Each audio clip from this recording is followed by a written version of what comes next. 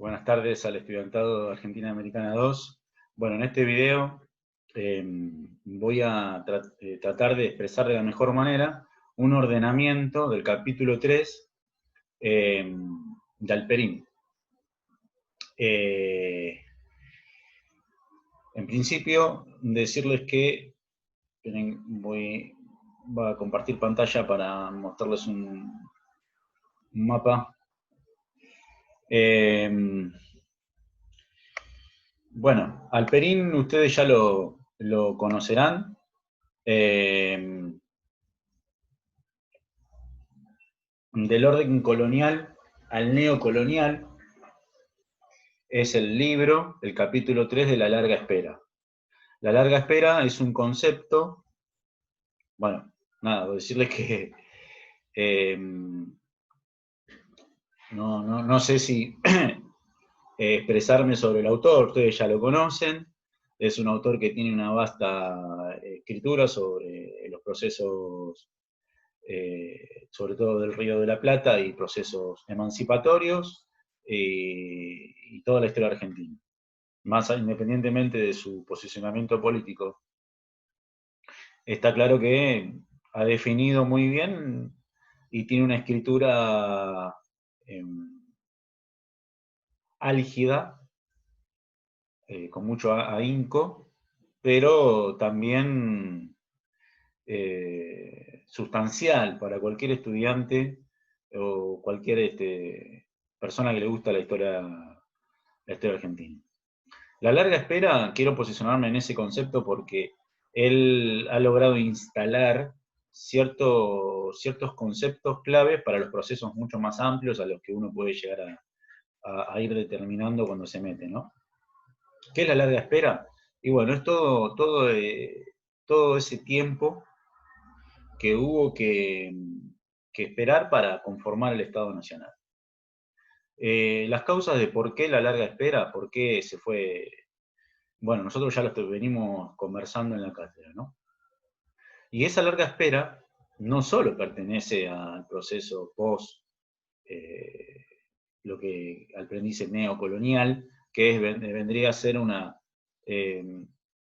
independencia política institucional, pero con una permanente dependencia económica, ¿no? Por eso neocolonial.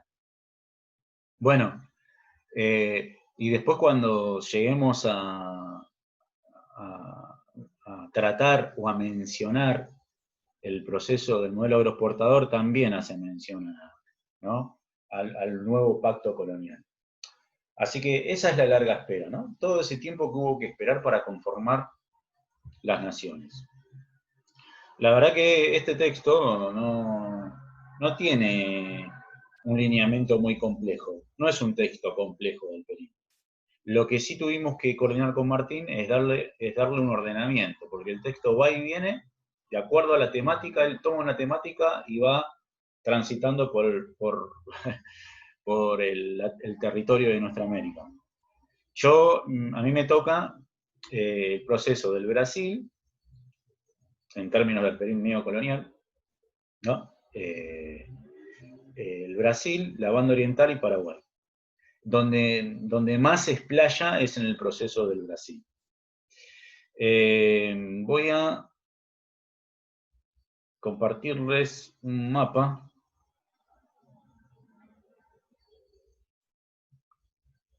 Bien.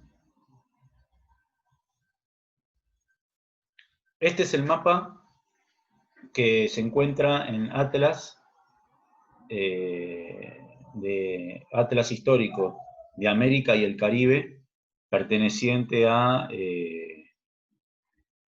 la colección de Mara Espasande, Ana Jaramillo como directora y Mara Espasande como coordinadora, ¿no? que es un gran manual de los procesos emancipatorios.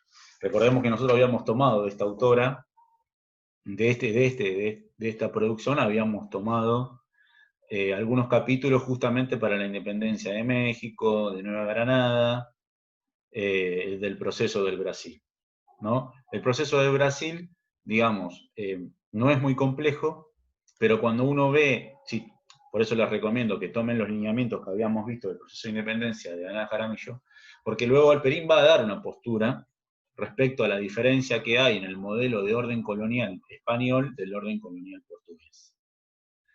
El orden colonial portugués fue lineal, ortodoxo, homogéneo. En cambio, el modelo español, esto lo digo yo en base al análisis de Alperín, ¿no? Hay una gran fragmentación, una gran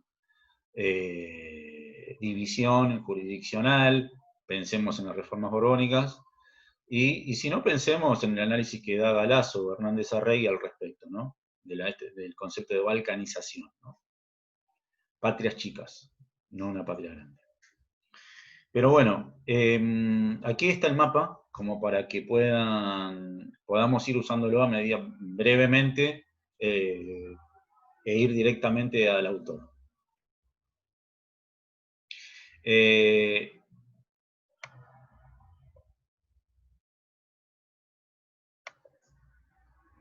Bien. A ver si se me fue el mapa. Bueno, ahora vuelvo al mapa. Vamos con Brasil. Después vamos con la banda oriental y con Paraguay. Así vamos, digamos, en el orden del texto. ¿Sí? La cuestión social y la cuestión económica. Los dirigentes se resisten. Hay un punto importante. Él dice, Alperín afirma y sostiene bueno, que justamente el Imperio de Brasil va a ser un fehaciente, digamos, la élite brasileña, en consonancia con el modelo de orden colonial portugués, a nunca abandonar la dialéctica del amo y el esclavo, o sea, seguir sosteniendo la trata de negros, y que ese punto, en cierta medida, le generó al Brasil un abandono de las relaciones diplomáticas con Inglaterra. Inglaterra va a ser ese gran tutor del modo. Pensemos en la complejidad, en la coyuntura europea, cuando Napoleón genera el bloqueo a la península ibérica y en el enfrentamiento con Inglaterra. Y bueno, en el Brasil, aunque en este momento estamos hablando luego del proceso de independencia, digamos, es un proceso posterior, pero sigue siendo la misma complejidad, ¿no? Portugal, aliado de Inglaterra, y dentro de esa alianza va a haber una diferencia en la cual los ingleses, a través de sus diplomáticos, muchos informales y otros formales, van a tener una total relevancia a la hora de disputar la continuidad del modelo económico. Igualmente da para pensar, porque en un momento Alperín dice, bueno, digamos que los ingleses presionaban para frenar la red de trata, el uso de trata, el esclavismo. Eso en cierto punto impulsó un crecimiento en el precio de la importación de esclavos, y que eso en cierto punto generó obviamente un alza en el precio de mano de obra, por lo cual presionó a las grandes aristocracias que ya se venían conformando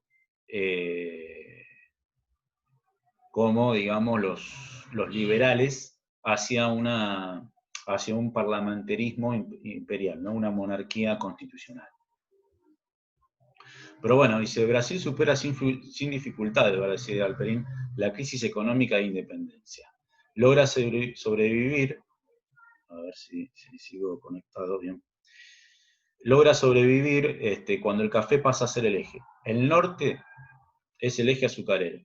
La élite brasileña sostiene una lucha tenaz por no abolir la esclavitud, que hasta la primera mitad del siglo XIX las importaciones de esclavos es mayor que en cualquier etapa anterior. Fíjense, ¿no? Cuando uno podría pensar que los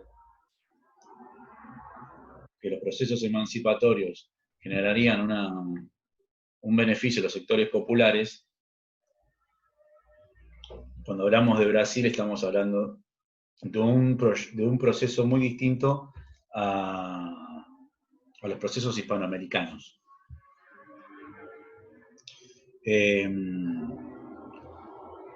La crisis del sistema se avecina inexorablemente. Un hecho de cambio es el tratado con Inglaterra en 1827, por el cual se establece una apertura irrestricta de importaciones y la economía brasileña queda bajo la tutela británica. Y el arrancado a Portugal, ¿no? El arrancado a Portugal es la involucración, digamos, el dominio inglés por sobre el portugués en el Brasil, en el mercado. El Brasil es un mercado de Portugal. Ahora, estas intervenciones diplomáticas que realiza Inglaterra lo va corriendo a Portugal. ¿Sí? Y Inglaterra se constituye, el Brasil, perdón, se constituye como el principal mercado latinoamericano para Gran Bretaña. Y hacia 1845 pasa a reprimir la trata por la violencia. Por eso dice, bueno, Gran Bretaña solamente cuando se resigna a eliminarla a Brasil recupera la posibilidad, solamente cuando Gran Bretaña, digamos, cuando se resigna a eliminarla, cuando Gran Bretaña, Brasil se resigna a eliminar el esclavismo,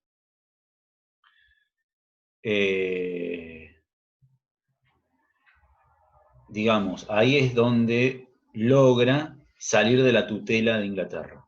Bueno, parece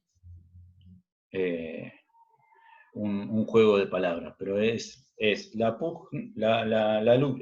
eje esclavismo es por el cual el Brasil, al sostener sostener el esclavismo, le generaba a Brasil mantenerse independiente de la tutela de Inglaterra. Bueno, no continuar sin el ordenamiento o las órdenes de Inglaterra. El viejo orden era en Brasil más parecido al nuevo que en Hispanoamérica. Bueno, una continuidad, una permanencia. Si nosotros pensamos en los procesos hispanoamericanos, ¿no? Utilizando Hispanoamérica, que es un concepto del PRI, es muy distinto. Vamos a decir, bueno, ¿qué diferencia que hay con el avance que hubo en los sectores populares en los procesos hispanoamericanos? Hablando en términos sociales. Económicamente Brasil no va a tener grandes dificultades. Tengamos en cuenta que en 1824 en el Brasil, bueno, esto no lo dice el Perín, pero lo tomé yo como para darle algunos datos, se declara en la constitución monárquica que va a ser hereditaria, se va a conformar un consejo de Estado y 2 cámaras legislativas, pero sigue siendo monárquica y hereditaria. Por lo tanto, la aristocracia va a mantener su rango de nobleza y habla de castas, al Perín, cuando habla de Brasil. Entre 1824 y 1827 1825 y 1827 está la guerra argentina con el Brasil, que es producto del conflicto con la banda oriental, pero también es producto de ese avance imperial que va a tener el Brasil. O sea, que el proyecto de la corona portuguesa era entrar, por decirlo así, en la dominación hacia Hispanoamérica a través del Río de la Plata. Y que ese punto va a ser la banda oriental, ¿no? Que está pujando entre un lado, tironeada por un lado y por el otro. El análisis del autor hay una transición de la independencia enmarcada en la creación de un parlamento, ¿no? Esa es la transición en el Brasil, un parlamento constituido por los liberales, que son los representantes de la aristocracia, de la élite propietaria del azúcar del norte y ganadera entre el centro y el sur. Luego va a ser el avance del café, ¿no? Y una élite comercial urbana portuaria y pro-portuguesa. Por lo tanto, va a ser ultra conservadora.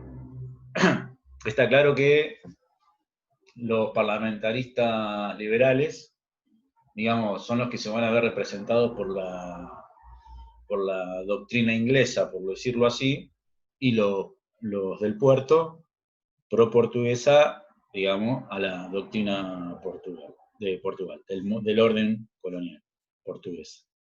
Ahí están, digamos, los dos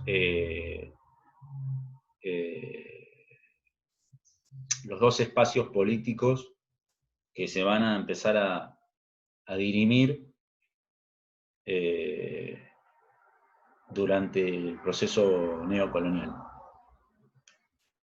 Bueno, en definitiva, pensando en el Río de la Plata, o pensando en el proyecto de Bolívar, digamos, el avance de los liberales en el Brasil tampoco es una gran revolución, pero era una apertura, aunque sea al mantenimiento de o a la generación de un país con un régimen oligárquico, pero era, en definitiva,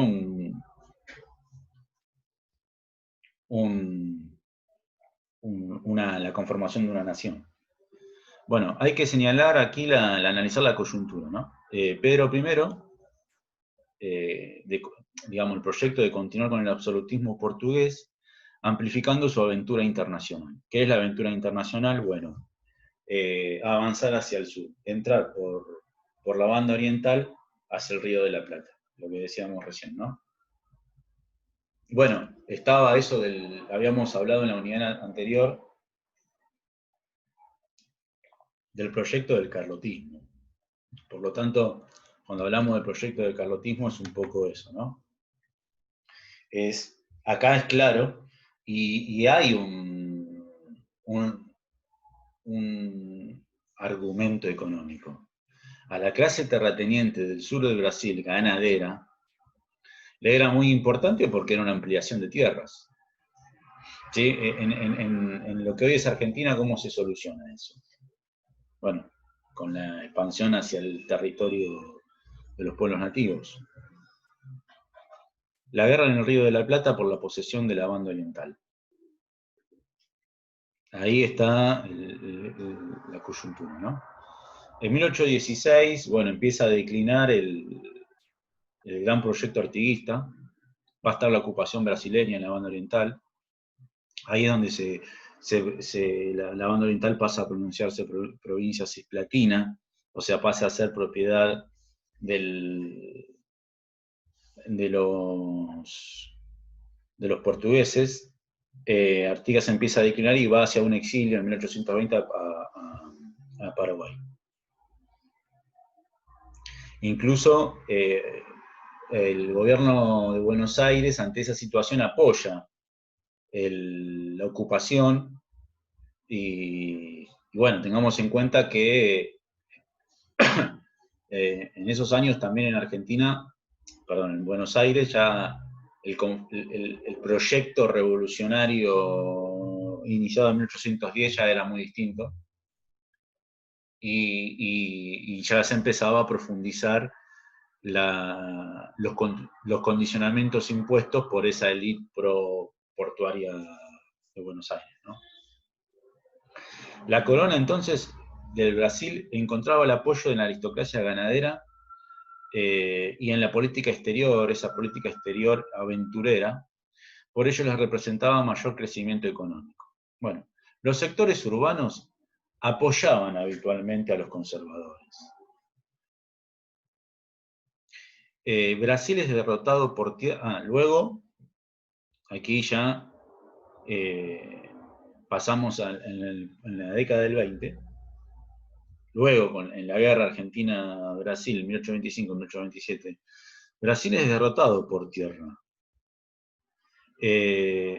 Aunque intenta ahogar a su enemigo mediante el bloqueo de Buenos Aires. Y ahí es donde la mano inglesa, que parecería la mano invisible, la mediación inglesa, y ahí aparece la solución, que es según el autor específicamente, bueno, la independencia de la banda oriental y el Estado tapón, ¿no? 1828.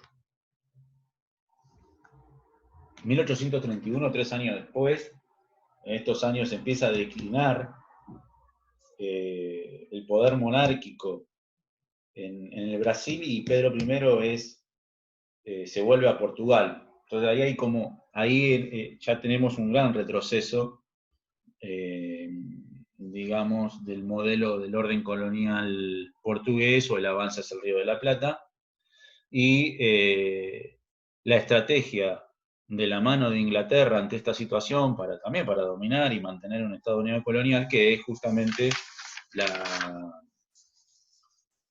la aceptación de la banda oriental como una nación independiente. Hay algo importante, ¿no? Porque iniciando el capítulo, en algún momento la autora transmite, ¿no?, cuáles son los 3 elementos por los cuales Inglaterra establece su hegemonía. Y es, el poder naval, estos tratados internacionales y el predominio en el comercio, ¿no?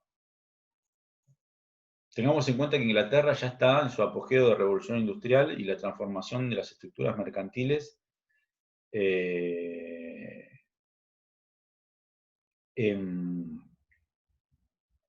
genera también, ¿no?, la dominación económica. Bueno, nada nuevo voy a inventar, pero en un momento el autor habla de estado indigente, ¿no? Y cómo las naciones económicamente van a quedar indigentes producto de la guerra de la revolución y producto también de las grandes estrategias y dominios económicos ingleses. Raúl Escalabrino Ortiz lo va a mencionar de otra manera en su libro Política Británica en el Río de la Plata, donde dice que Inglaterra ha logrado dominar más a través de las estrategias diplomáticas que a través de la guerra.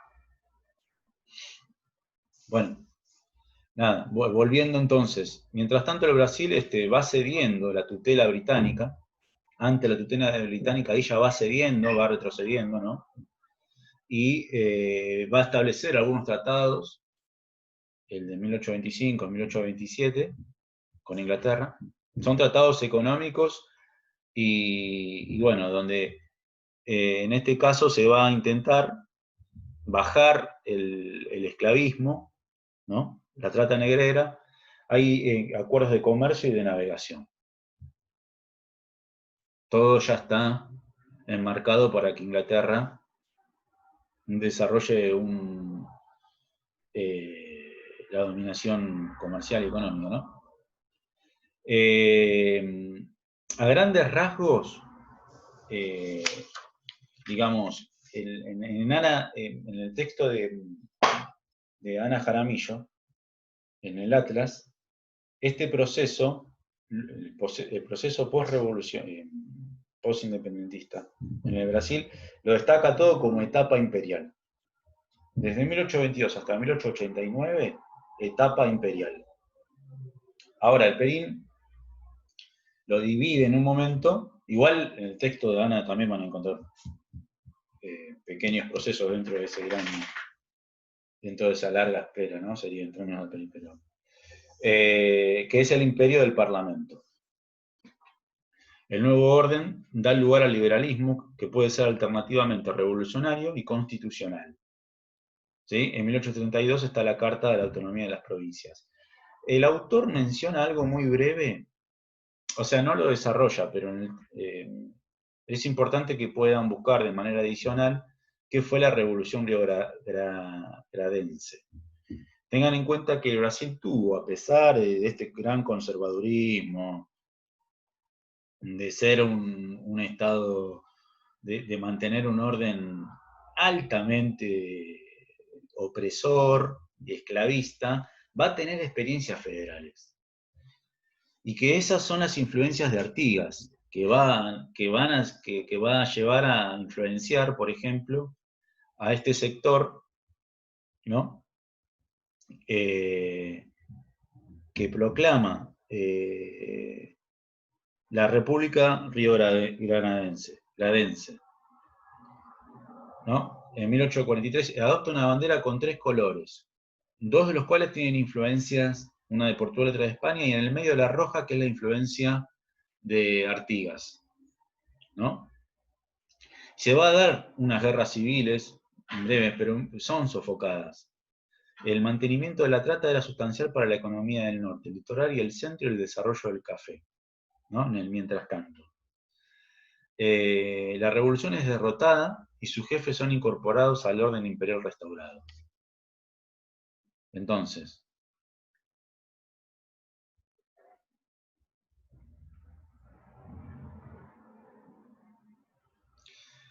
bien, vean. Bueno, fíjense cómo en este proceso también, bueno, aquí está toda la territorialidad del Brasil, ¿sí? Todo este es el nordeste. Revolución liberal en 1842, en Minas Gerais, ¿sí?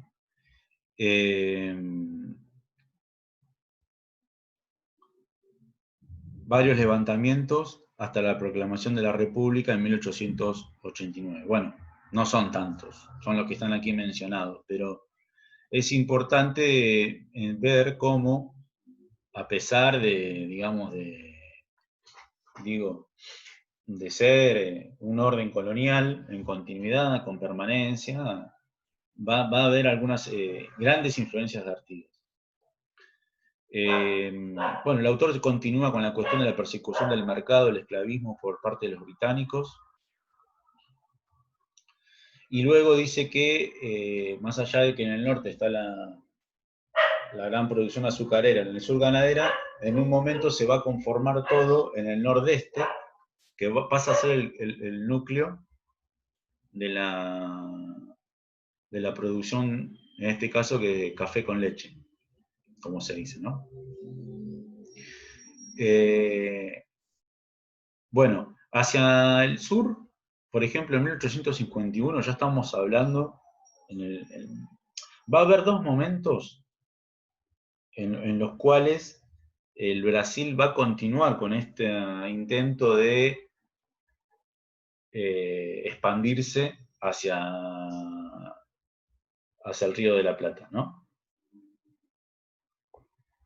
Y ahí él menciona que en 1851, en alianza con el gobierno uruguayo encerrado en Montevideo y con los gobernadores disidentes de las provincias argentinas de Entre Ríos y Corrientes, organiza una campaña que a comienzos de 1852 logra derribar a Rosas, ¿no?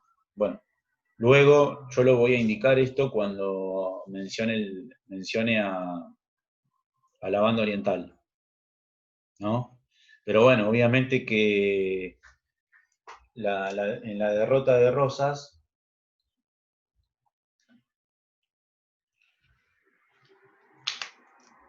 que principalmente, digamos, o sea, en la derrota de Rosas también va a haber un elemento que es la estrategia de, de intento de Portugal de dominar el Río de la Plata. La causa principal de la derrota de Rosas no es pero Alperín lo menciona. Bueno,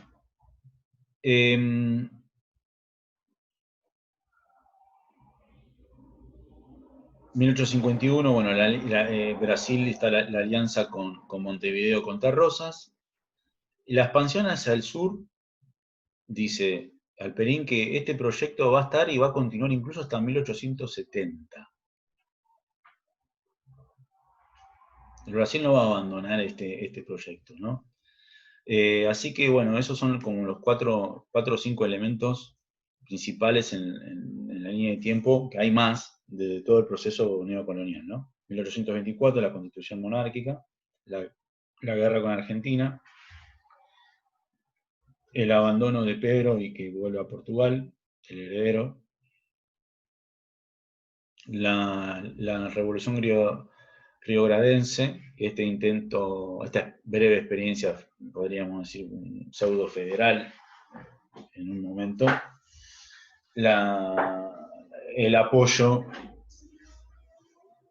con Uruguay contra Rosas, y estos intentos de lograr expandirse hacia el sur.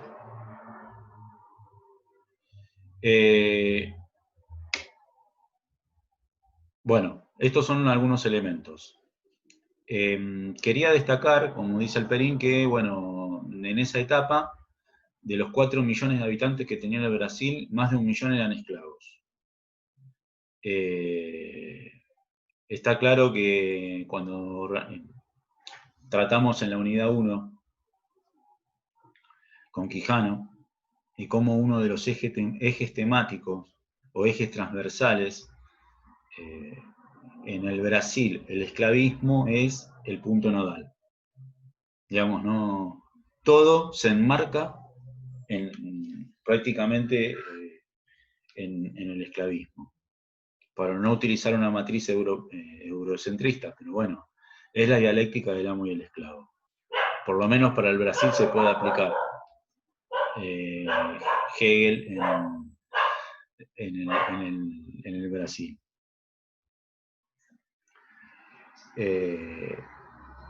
Por último, antes de ir a un análisis que hace el autor, no olvidemos, no sé si de acá a fin de año vamos a volver a hablar sobre el Brasil, pero en su bandera tiene 2 palabras, que es orden y progreso. Orden y progreso van a estar en la estructura de la organización de los estados nacionales en toda nuestra América. Y en nuestra nación también.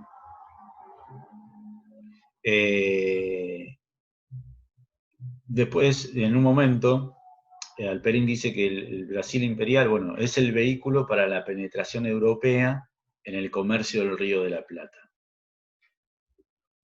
Me parece que esto resume en gran parte estos procesos que tuvo el Imperio del Brasil para entrar, ¿no? Y que precisamente es ese, ¿no? Es el gran vehículo para la penetración europea en el Río de la Plata, y va a decir que, a diferencia de Hispanoamérica, el Brasil va a tener un sistema bancario estable.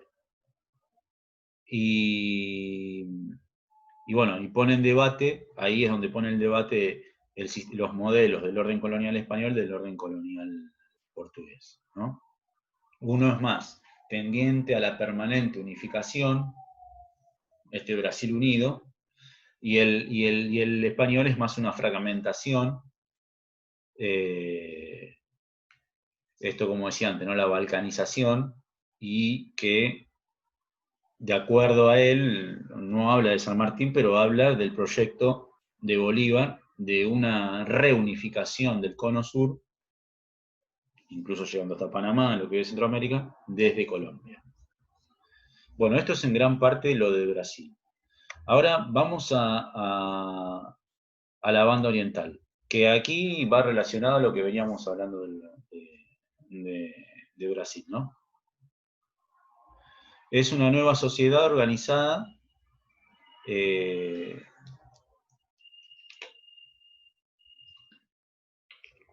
orden neocolonial es una nueva sociedad organizada con nuevas desigualdades. O esas desigualdades del orden colonial, pre-independencia, en el proceso post-independencia va a haber una nueva organización de desigualdades. Bueno, si pensamos en la banda oriental, tengamos cuenta que Artigas tuvo un proyecto para romper la opresión y materializar una igualdad, ¿no? Crisis económica, radicalización revolucionaria y la cuestión social. ¿Por qué radicalización revolucionaria? Y se aplica bastante bien a la banda oriental, que va más allá de una independencia, y mientras en Río de la Plata se estaba gestionando la revolución para la independencia, la banda oriental estaba haciendo todo junto. Es decir, ir hacia una independencia en un momento precisamente con la invasión de Portugal, sino también ir hacia un federalismo, ¿no? O hacia un nuevo sistema de organización político-socioeconómica. Dice, los resultados de la radicalización son efímeros, ¿no? La banda oriental se desecha por la guerra, Artigas en la impronta da lugar a los postergados en el nuevo orden, impone a todos los habitantes no propietarios de la campaña la obligación de llevar pruebas de estar asalariados por un propietario. Por lo cual, en este sentido, deja en manos de los terratenientes la organización económica, lo podríamos decir socioeconómica. Pero esto ya es a lo último, cuando ya Artigas está casi derrotado y antes de irse al exilio, dado esta ordenanza, ¿no? Pero bueno, a ver, si lo vemos, ¿desde qué postura lo podemos ver? Bueno, si estaba obligando a los no propietarios a tener un acuerdo, un pacto, algún papel específico que diga que está asalariado, y bueno, eso va a determinarle también al propietario un deber, una obligación, ¿no? En la etapa postrevolucionaria se genera el ascenso de la élite terrateniente, el sector del orden colonial que se mantenía estanco, ¿no? Aunque la guerra revolucionaria demora las fortunas muebles, tanto privadas como institucionales, por ejemplo de la iglesia, la guerra priva a la élite urbana de la riqueza. Esto es en la banda oriental y similar a Buenos Aires, ¿no? Es como que ahí Alperín se preocupa, lo describe muy bien, pero bueno, marca un poco las preocupaciones de la élite urbana, ¿no? Que estaban viendo con preocupación cómo se fagocitaban sus riquezas en pos de la revolución. Bueno, es un esfuerzo que tenían que hacer, creo. La experiencia de la independencia frente a las invasiones portuguesas y brasileñas, ¿no? Esto ya aparece más adelante en el texto. Yo recogí los elementos que da el autor de la banda oriental y los traté de unir. Los saqué y los puse en un resumen, ¿no? Entonces, esta independencia que logra la banda oriental, ¿no? Frente a las invasiones portuguesas y brasileñas, que vendrían a ser parte de lo mismo, pero no son lo mismo. Y esta necesidad de dar al país una personalidad, incluso internacional, ¿no? Y la coyuntura que se va a dar desde Buenos Aires con el Partido del Orden y la guerra con el Brasil, que va a determinar a partir de 1828 la independencia. Menciona a dos, aquí aparece en la banda oriental, luego va a tener un rol importantísimo y para Rosas va a ser muy importante, también va a ser un punto estratégico, no solo para los ingleses o para las potencias europeas, sino que la banda oriental va a ser un punto estratégico muy importante y que Rosas lo supo, podríamos decir, conducir. No hablo en términos políticos yo, hablo en términos estratégicos. Supo ver que la banda oriental, Rosas, supo identificar que la banda oriental era un punto estratégico para, digamos, lograr la no dominación extranjera. O por lo menos la no total dominación extranjera, aunque sabemos que Argentina económicamente era agroexportador. ¿Sí?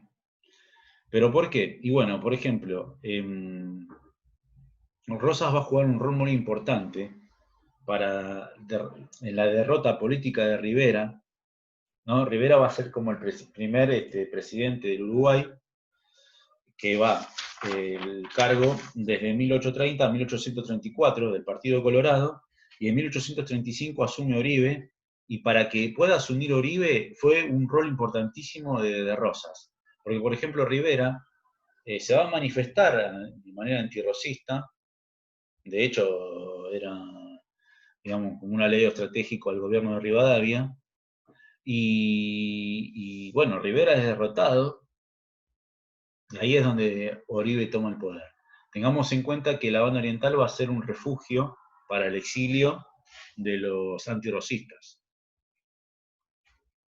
Y ahí hace como mata a dos pájaros de un tiro, Rosas, porque logra derrotar, o sea, Oribe arma todo, también, ¿no? Por estrategias propias, con los sectores, con la plebe rural, hace una unidad política, ¿no? Y entonces ahí Rosas se saca de encima, digamos, a sus adversarios en la banda oriental,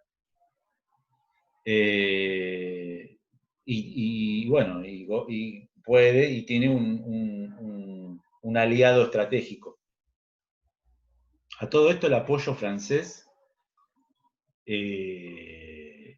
va a ser muy importante, el apoyo francés al partido, digamos, a los unitarios, por decirlo así, de Uruguay, pero el apoyo francés va a ser clave en realidad, cómo utilizaron las potencias extranjeras a la banda oriental como forma también, como otra estrategia, para ingresar en el Río de la Plata. Y que ahí, bueno, ahí Rosas va a tener dos bloqueos, ¿no? Va a haber dos bloqueos a Buenos Aires, de los cuales en ambos bloqueos, acá yo hice una línea de tiempo, en 1837 va a haber uno, y en 1845 el segundo bloqueo, y en ambos la banda oriental va a ser un punto estratégico, ¿no? Oribe, en principio, bueno, hablábamos recién de que Uruguay va a transitar entre la lealtad al unitarismo de Rivadavia al neofederalismo de Rosas. Oribe va a ser un estratégico aliado a ese neofederalismo. En 1837 la banda oriental debe afrontar el sostenimiento del bloqueo a Buenos Aires. Vencido Rivera, Oribe domina la campaña mientras las tropas argentinas sitian Montevideo. Los comerciantes de la ciudad sitiada logran que una fuerza naval británica levante el bloqueo puesto por la escuadra de Buenos Aires. En 1845 entonces va a haber un nuevo bloqueo anglo-francés, que es una nueva coalición antirrosista, y ahí, bueno, el autor desarrolla, ¿no?, todo el protagonismo, digamos, toda la coyuntura que hay desde el litoral hacia Buenos Aires, que es con el liderazgo de Urquiza, que tras destituye a Oribe, desde Entre Ríos avanza invade Santa Fe y llega a Buenos Aires y derrota a Rosas, y en 1852 se va exiliado a Inglaterra. Así que ahí cuando hablábamos de la cuestión de ese foco rojo, ¿no?, que va entre el sur del Brasil, la banda oriental, el litoral y Buenos Aires. Acá Buenos Aires aparece muy poco. Digamos, en este entramado, para entender qué estaba pasando en la banda oriental post Artigas, no hablo post independencia, hablo post Artigas, fíjense, porque recién la independencia se va a dar en 1828, aunque sabemos que Artigas desde Paraguay pudo seguir actuando políticamente. Bien, sería el Estado tapón, la conformación de la banda oriental como Estado tapón. Bueno, respecto a Paraguay, yo estuve buscando, espero que continúe bien la grabación, porque respecto a Uruguay yo estuve buscando algunos elementos, ¿no?, de Alperín. Alperín en el libro sobre guerra y sobre las emancipaciones en Hispanoamérica, bueno, también hace toda una descripción de cómo es el proceso revolucionario en el Paraguay, habla de la dictadura impenetrable, ¿no?, el impenetrable de Francia. Tengamos en cuenta que va a tener las características, el crecimiento en aislamiento, las actividades económicas. Hay ciertas características de Paraguay que no van a cambiar o que no fueron nuevas a partir del proceso del quiebre del orden colonial. ¿Se entiende? O sea, cuando uno entra a la lectura de qué pasó con Paraguay a partir de la emancipación de las provincias del Río de la Plata, digamos, va a encontrar que, digamos, no va a haber cambios.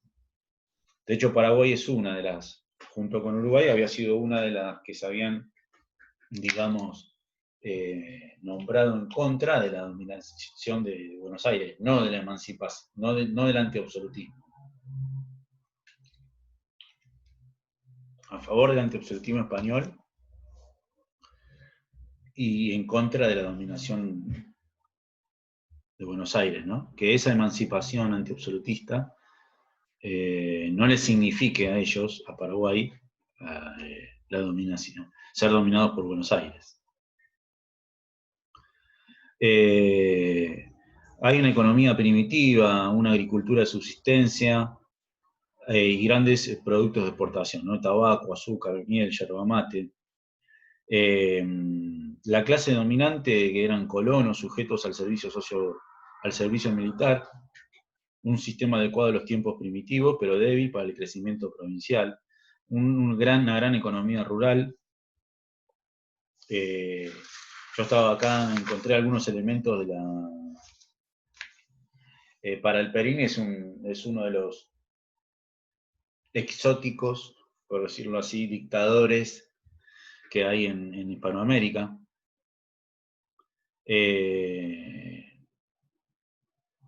Que a diferencia, digamos, de lo que se suele tener sobre la lectura de esta nación, el doctor Francia era una persona sumamente formada en teología principalmente, ¿no? En la política del aislamiento fue impuesta primeramente desde 1813 como un instrumento político y hacia 1820 se convirtió en económica y total, ¿no? Este sistema de aislamiento protegía a Paraguay del contagio de la democracia, dice, y el liberalismo proveniente de Buenos Aires. Esto dice, esto menciona Alperín en el libro anterior, pero aquí en este trata sobre la situación de su crecimiento autónomo, ¿no? Y si no me olvido de más nada,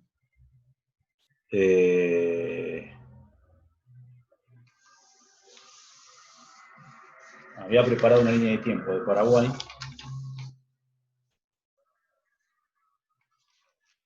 ¿no? A partir de 1812 es por decirlo así, esta dictadura perpetua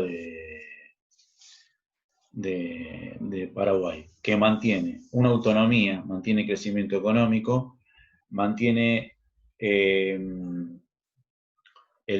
o sea, comienza el desarrollo de esa industria y que va a ser sofocada, que va a ser totalmente derrotada a partir de la guerra de la contra Paraguay, ¿no?